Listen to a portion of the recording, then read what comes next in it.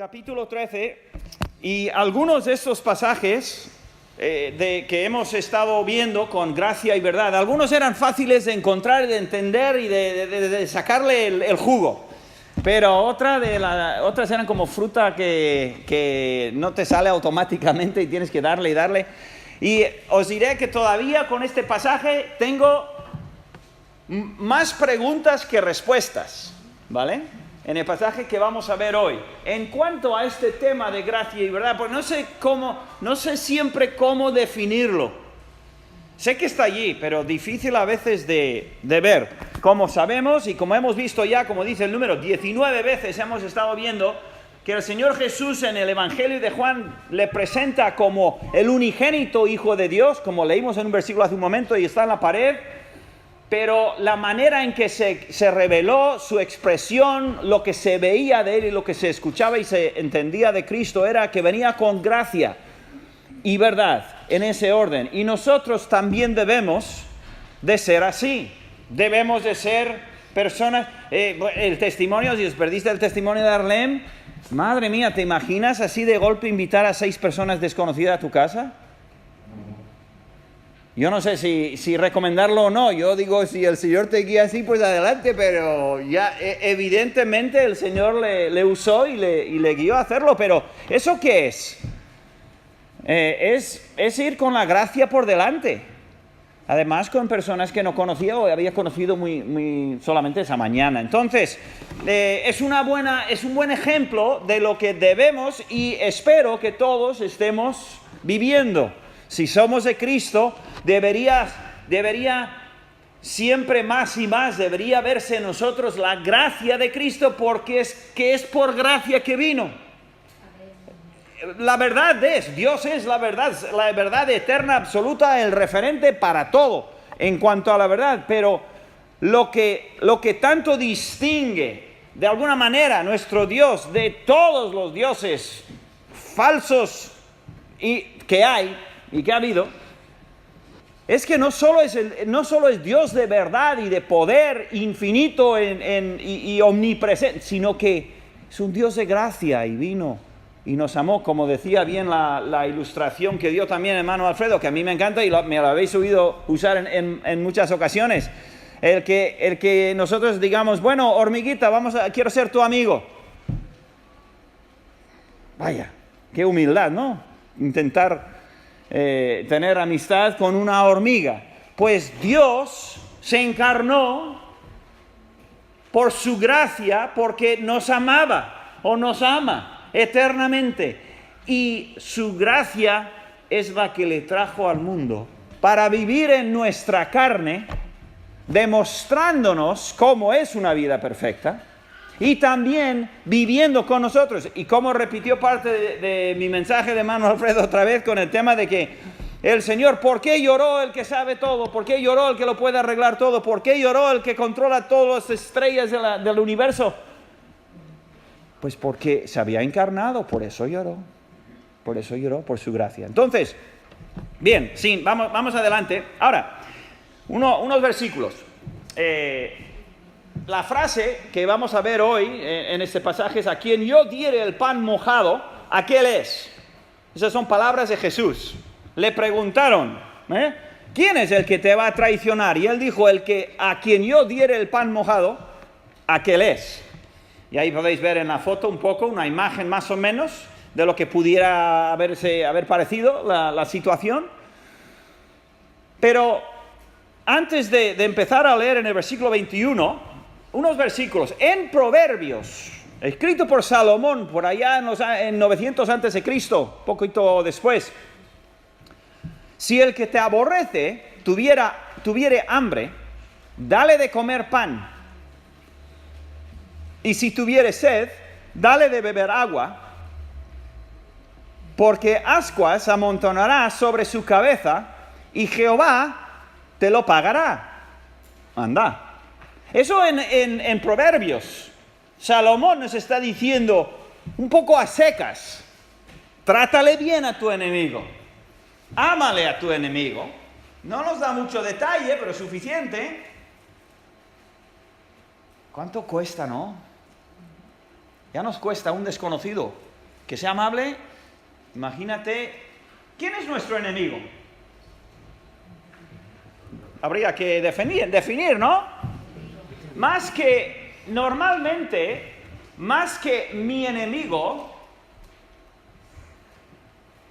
hablo de alguien que es enemigo de mi Cristo, de mi Señor.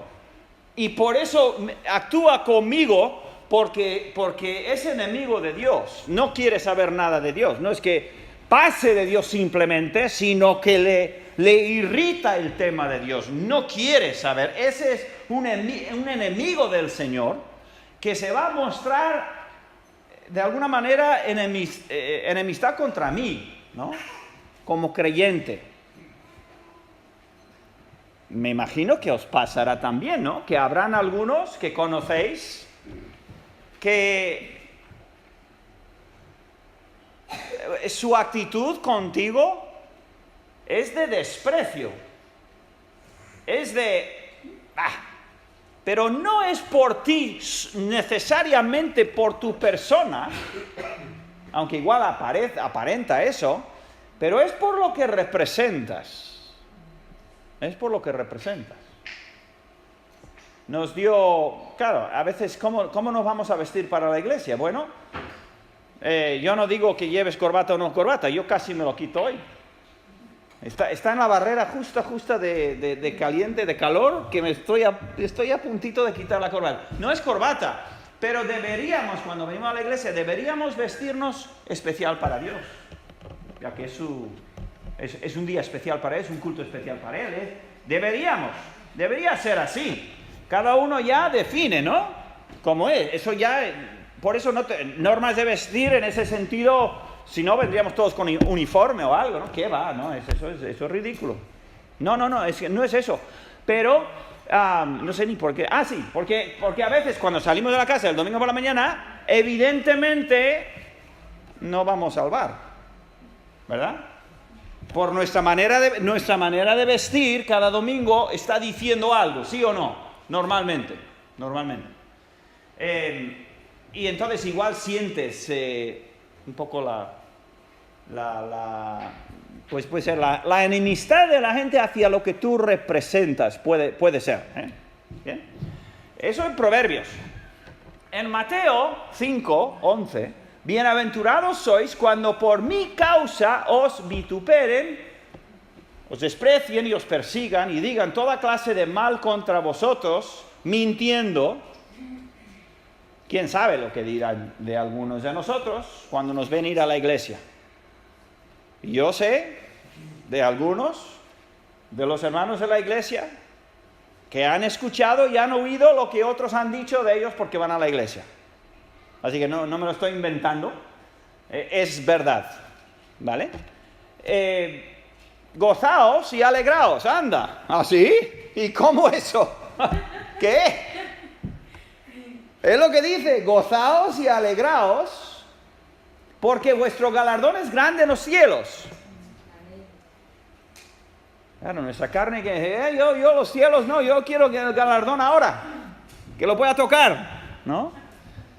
Pero vivimos por fe. Es imposible agradar a Dios sin fe. Nuestro Dios es invisible. Nuestra herencia es invisible ahora, pero es también ¿cómo se dice? Inmarcitable o algo así. Inmarcesible, eterno o eterna en los cielos. Porque así persiguieron a los profetas que fueron antes de vosotros. ¿Por qué pone eso? Bueno, es que no somos los únicos. No somos los primeros y no seremos los últimos.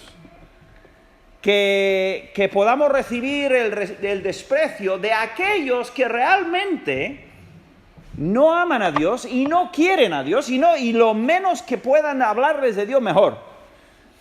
Y hay personas así. Bien. Amad, esto lo dice luego en Mateo también, mismo capítulo, amad a vuestros enemigos. No es evitarlos y no entréis en guerra con ellos, no, es amarlos. Yikes. ¿Y eso? Amad a vuestros enemigos, bendecid a los que os maldicen. La hermana Idalia nos compartió algo de eso un poco a la mañana, ¿no? Bendecid a los que os maldicen, haced bien a los que os aborrecen y orad. Esto da un paso más, no es simplemente no te quejes, no lo veas mal, sino que orad por los que os ultrajan y os persiguen. ¿Eso qué es? Eso es gracia. Eso es gracia. Y no es fácil. No es fácil. Pero deberíamos crecer en Cristo y crecer en su Espíritu, y deberíamos más y más ser así. Ahora, vamos a leer versículo 21, Juan 13, 21, no, 18. Bien, vamos a ver cómo trata Dios, cómo trata Jesús a un enemigo. A un enemigo. De alguna manera se le tiene que llamar enemigo, ¿vale? No os hablo de todos vosotros, dice, versículo 18. Yo sé a quién he elegido, mas para que se cumpla la Escritura, el que coma pan conmigo, levantó contra mí su calcañar. ¿Y eso qué es? Eso es un versículo del Salmo 41, que igual a uno leyendo le parece una declaración así al azar del salmista, pero el Señor dijo, eso era una profecía que se está cumpliendo conmigo ahora mismo. Que uno que come conmigo, recuerda, los discípulos, los 12 discípulos están con el Señor ahora mismo en la mesa, en esa última cena que habéis visto retratos, pintadas, ¿no? Obras de arte de los maestros, cada uno con su idea de quién se parece a qué y cómo, y normalmente se ve uno ahí que tiene mala cara. Alrededor, ¿quién es el que tiene la mala cara? Judas. Siempre parece medio demonio. Porque de alguna manera le hacen destacar. No siempre, pero en algunos de ellos. Y entonces el Señor dice, se va a cumplir ahora y ellos comían pan, tenían su manera especial de comerlo. Aquí también hay gente de diversas culturas y tenéis diferentes maneras. El domingo pasado en el caserío me dieron, ¿quién era? Idalia o alguien me dio de comer un taco o algo así, completamente diferente a lo que yo normalmente comería, y estaba muy rico. Era una diferente manera de comer pan, al final es como pan. Y habían otras cosas también interesantes por ahí. Ellos tenían, como podéis ver ahí, un bol con algo, con una pasta o con un aceite con especias y tal y cual. Y era muy común esto. Van a tomar la Santa Cena, así que bueno, exactamente cómo era todo no lo sabemos, pero bien parecido. Entonces, versículo 19, desde ahora os lo digo, antes que suceda, dice, va a cumplirse una profecía. Lo digo ahora para que cuando suceda creáis que yo soy, ¿vale? Jesús dice, y muchas veces dice, la profecía tiene como función principal que sepáis que Dios es Dios, que yo soy Jesús, que yo soy el Hijo de Dios, que yo he cumplido todas las profecías del Mesías. La profecía tiene como propósito grande, si no principal en la mayoría de los casos, probar que Dios es quien dice ser. Sabe el pasado, el presente y el futuro. Ya está. Es verdad. Nosotros no. Perdón. Él sí. Entonces, las profecías en la Biblia, y está repleta la Biblia de profecías, son para demostrarnos que Él es Dios. Esto es un milagro, lleno de milagros, porque nos habla muy claramente del futuro, y hay muchísimas profecías ya contestadas clarísimamente, y hay otras que se están cumpliendo ahora, y hay algunas que quedan por cumplirse. Y constantemente la Biblia ha sido un libro de profecías que se van cumpliendo. Y el Señor dice, lo doy para que cuando suceda digáis, pues mira, si ya lo dijo. Porque eso luego a los discípulos, que son 11, 12 luego, y unos más que van a llevar el Evangelio al mundo. ¿Con qué autoridad? ¿Con qué base? Porque van a llevar el Evangelio de Cristo porque no tienen ni un grano de duda de que Jesús es quien dijo ser. ¿Por qué? En parte por las profecías. Podía quedarme aparcado aquí tanto tiempo, pero bueno, no lo voy a hacer, pero un ejemplo. Cuando el Señor decía, y no me acuerdo los detalles, dijo, bueno, oye, vosotros dos, ir a este pueblo, en el pueblo vais a encontrar una persona que está cruzando la calle con un cántaro y no sé qué, y le vais a decir esto y cual, y todo lo que sucede, lo que Jesús dice, exactamente como lo dice, es lo que sucede cuando llegan los discípulos allí. Eso en el Nuevo Testamento. En el Antiguo Testamento creo que Samuel, que le habla a Saúl, y le dice, tú vas a ir ahí, vas a encontrar unos músicos que tienen estos instrumentos, están cantando esto, y van aquí, son esto y este número, y cuántos y tal. Y va Saúl, y pum, se encuentra que plam, plam, plam, plam, y era imposible que Samuel supiese eso. Imposible. No, porque era de Dios. Dios sabía exactamente. Y luego dices, ¿y Saúl cómo es que se torció tanto? Habiendo visto delante de su nariz un milagro, una promesa, una colección de promesas tan claras, imposibles de falsificar. ¿Cómo puede ser que luego él abandonara a Dios y desobedeciera y tal? ¿Y tú y yo qué? Tenemos una Biblia llena de promesas con todo tipo de pruebas. Tenemos más que ellos, en muchos sentidos. Y aún así fallamos a Dios. Aún así desobedecemos al Señor. Así que es de ser humanos faltarle a Dios y fallarle, aunque tenemos prueba de sobra. Bien. Entonces, versículo 20 dice, de cierto os digo, el que recibe al que yo enviare, esta frase es curiosa, el que recibe al que yo enviare, me recibe a mí.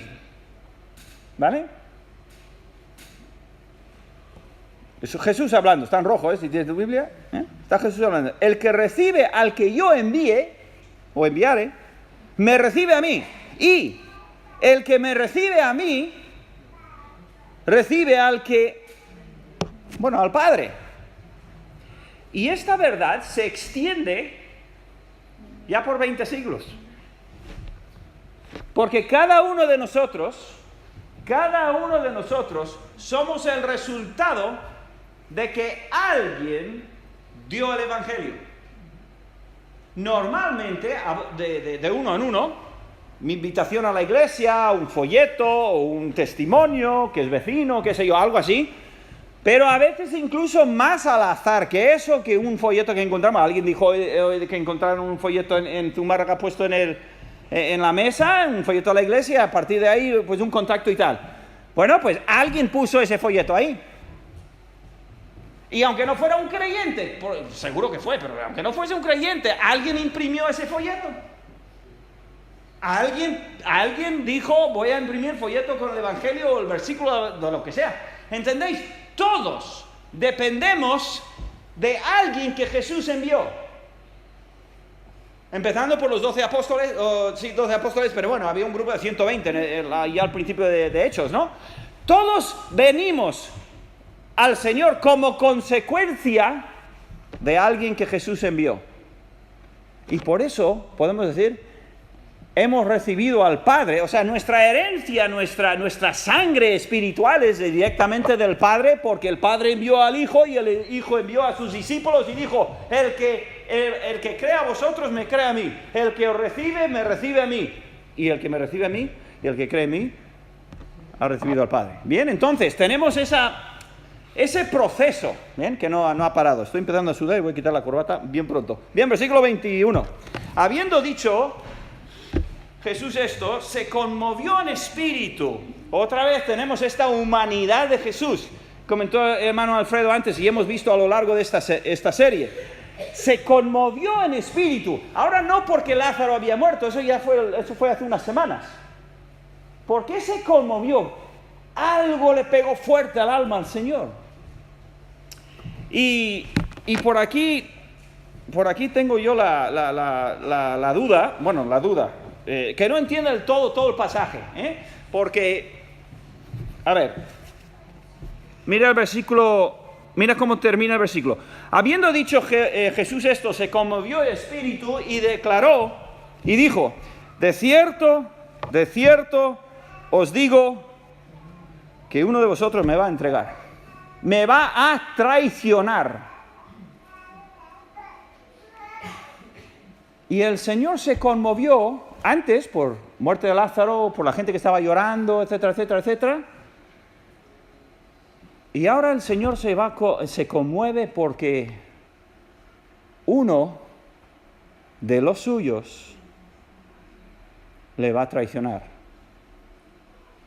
Le va a entregar y el Señor visiblemente se conmueve. Igual llora otra vez. Me imagino que sí, no lo dice, me imagino. Porque alguien le va a traicionar.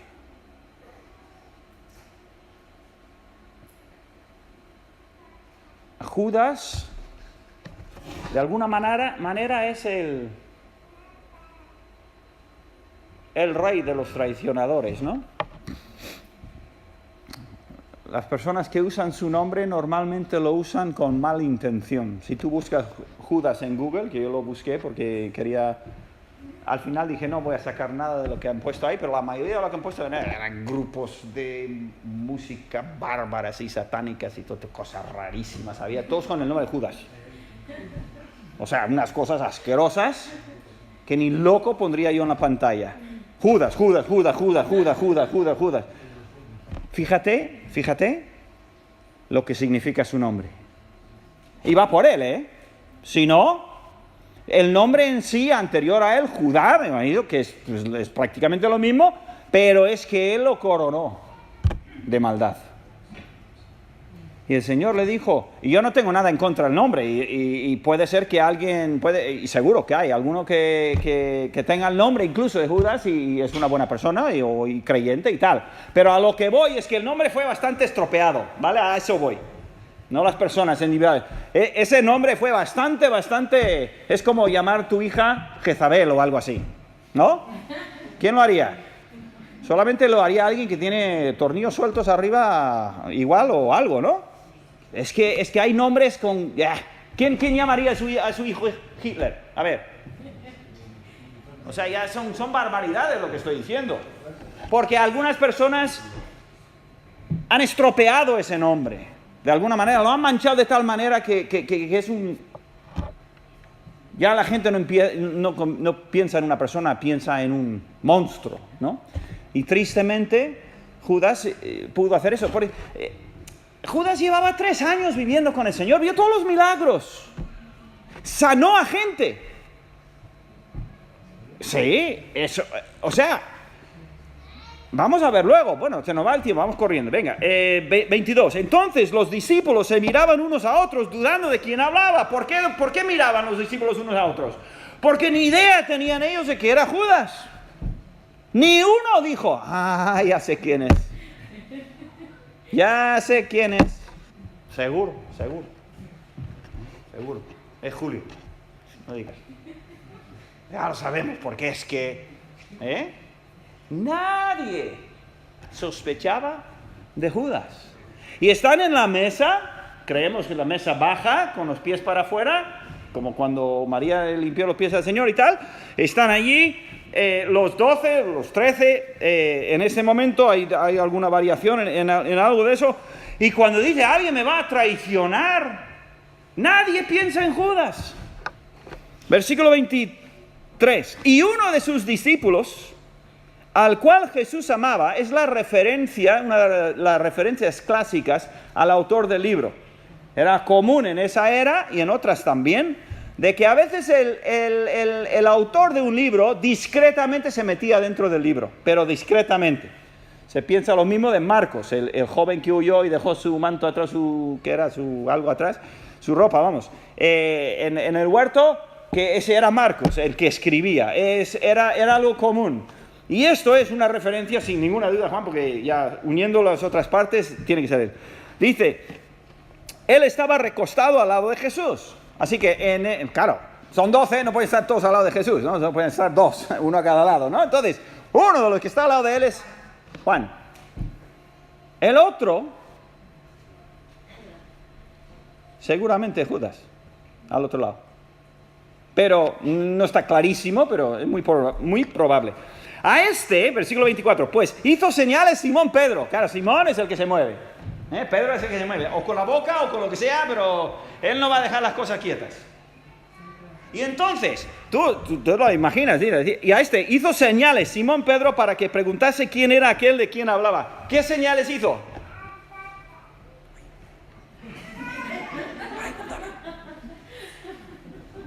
Yo qué sé, algo así haría.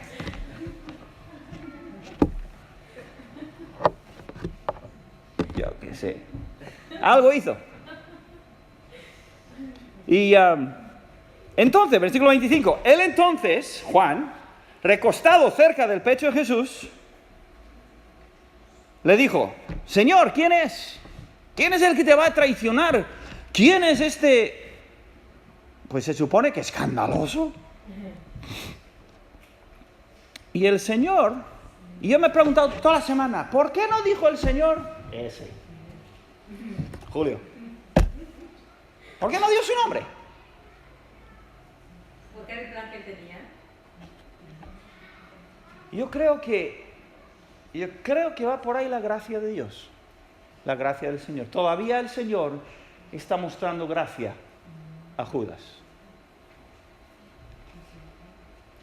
Es que le trata con una delicadeza y con una paciencia y con una compasión al que le va a traicionar, el que va a manchar el nombre de Judas por toda la historia, el que ya ha hablado con los jefes de la sinagoga y lo demás para entregarle, ya lo ha pensado, ya lo ha decidido, aunque creo que en este momento todavía no había hecho el contrato final, no lo había firmado, pero estaba todo apalabrado. Y el Señor no. Entonces dice, respondió Jesús: Judas, no. Respondió Jesús: a quien yo diere el pan mojado, aquel es. Y mojando el pan, lo dio a Judas Iscariote, hijo de Simón. Y diríamos, pues ya está. Ya está, claro. He apuntado los pasajes, pero no tenemos tiempo para ir a los diferentes pasajes en Mateo, Marcos y Lucas de esta misma escena, porque cada uno añade otra cosa, deja una cosa fuera, añade otra y se hace una compilación y se puede empezar a coger un poco la escena completa. Aquí solo tenemos lo que Juan quiere incluir, ¿bien? Pero no tenemos tiempo para ir ahí, pero evidentemente lo dio a Judas, ¿pero por qué? Yo me imagino que Juan está a un lado, Judas está a otro, y los demás están, ¿no? Entonces Simón, que no sé dónde anda, está haciendo, ¿no? Y Juan le pregunta, y entonces el Señor dice: es a quien yo le doy el pan mojado. Pero ¿qué pasa? Dar el pan mojado era parte de esa cena, parte de ese ritual, parte de esa tradición, incluso de la comida. Muchas veces el invitado el director, la persona a cargo, el huésped, no, el anfitrión, daría primero a una persona especial, daría un pedazo de pan mojado, el mejor, el primero. Le daba a una persona de confianza, una persona, pues era un detalle bueno, un detalle bonito a una persona. ¿Y a quién le da el Señor? Lo da a Judas, y Judas es el que le va a entregar. Y Judas no debió estar allí, porque él le dio al que estaba al lado, seguramente. Entonces ya se quedaron, como los discípulos no sospechaban en absoluto de Judas, pues pensaron, pues vale, pues uno de nosotros será, o qué. O sea, se quedaron totalmente sin. Versículo 27. Seguimos, porque Juan nos da otros detalles. Y después del bocado, Satanás entró en él. ¡Buah! ¡Qué palabras más fuertes! ¿Qué es lo que está diciendo? Primero está diciendo que no es creyente, no es salvo. Satanás no puede entrar en el corazón de un creyente. Por lo menos eso en la Biblia no parece ser absolutamente imposible. El Espíritu Santo y el diablo no van a estar en el mismo templo. Pero aquí dice que Satanás entró en él y se convirtió de alguna manera en un instrumento poseído de Satanás. No porque tuvo mala suerte, sino porque como el faraón de Egipto, la primera vez que escuchó, su corazón ya endureció. Dijo no. Y a lo largo de los meses y a lo largo de los años, Judas iba endureciéndose cada vez más. Nadie lo sabía, Jesús lo sabía muy bien. Pero él iba siendo hipócrita, absolutamente hipócrita. Una cosa lo que había afuera y otra cosa lo que había dentro. 28, pero ninguno. Me he saltado. Y entonces Satanás entró en él. Entonces Jesús le dijo, y esto es que imagínate lo que está pasando aquí. Dice, lo que vas a hacer, hazlo más pronto o hazlo enseguida. Y yo me pregunté, ¿a quién está hablando?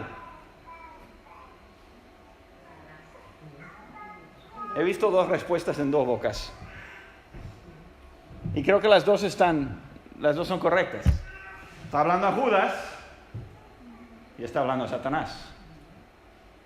A Judas le está diciendo lo que debe hacer. Porque ya va a salir pronto, van a cantar un himno, van a ir al huerto y casi le está dando órdenes al traidor lo que tiene que hacer. Vete ya lo que tienes que hacer. Pero no lo hizo con una cara de absoluto desprecio, porque los discípulos, de absoluto desprecio no lo dijo en absoluto. Mira lo que dice, versículo 28, pero ninguno de los que estaban a la mesa entendió por qué le dijo eso. Incluso porque algunos pensaban, puesto que Judas tenía la bolsa, míralo, cómo es el Señor Jesús.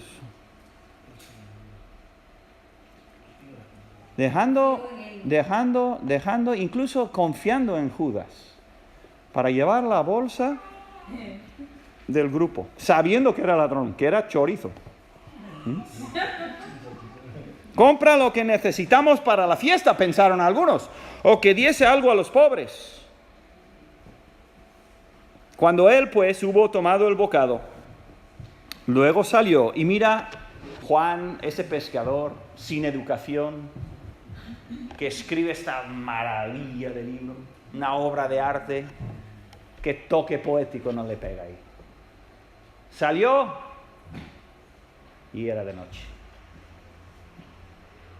Esa frase describe mucho. Absoluta noche para Judas. Noche en el ministerio del Señor. El momento más oscuro venía y era de noche. Noche en muchos sentidos.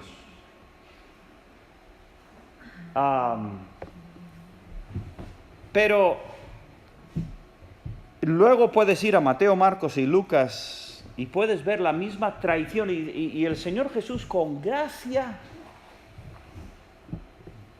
es la verdad. Pero hasta en la misma traición, ¿cómo le traiciona Judas? ¿Os acordáis, no? ¿Con un qué? Con un beso. Con un beso. Viene y le da un beso en el huerto.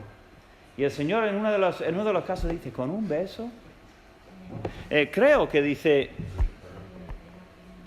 Mateo le dice, pensando en amigos, le dice, Jesús le dijo a Judas, amigo, ¿a qué vienes? Y le besa. Tenemos que terminar, ya se fue la hora. Pero que Dios nos ayude, los que somos del Señor, a mostrar gracia y verdad a incluso los enemigos de Cristo. Los que nos tratan mal porque somos del Señor. Y si tú estás aquí en esta mañana y tú no conoces al Señor, como ya bien se ha dicho, llegará un día que nadie sabe más que Cristo, más que nadie. Llega un día cuando se cierra la puerta. Dices, sí, yo pensaba que siempre se podía aceptar a Cristo. Sí y no. Sí y no. Uno puede ser tan duro, tan cabezota, tan rebelde, tan traicionador. Traicionero. Gracias. Traidor también. ¿Por qué? ¿O hasta qué? Hasta que el Espíritu Santo simplemente se retira y deja de soplar, de hablar, de oye tú, venga, que... Y cuando el Espíritu Santo deja de hablar a una persona en su corazón, no hay esperanza. No hay esperanza. Entonces, que el Señor nos ayude a tener misericordia, compasión y gracia. ¿Bien? De todos, por supuesto, pero siguiendo su ejemplo, porque somos Él. ¿Vale? Mensaje un poco duro, ¿verdad? Difícil, pero es lo que hay. Vamos a orar. Gracias, Señor, por este pasaje. Ayúdanos, Señor, llénanos de ti, de tu Espíritu Santo. Nos vas a probar esta semana, porque seguro, a más de uno, les va a llegar una oportunidad donde quieren responder con ira, con enfado, con lo mismo. Y habrá que decir, Señor, ayúdame a tener gracia. Pedimos esto en el nombre de Jesús.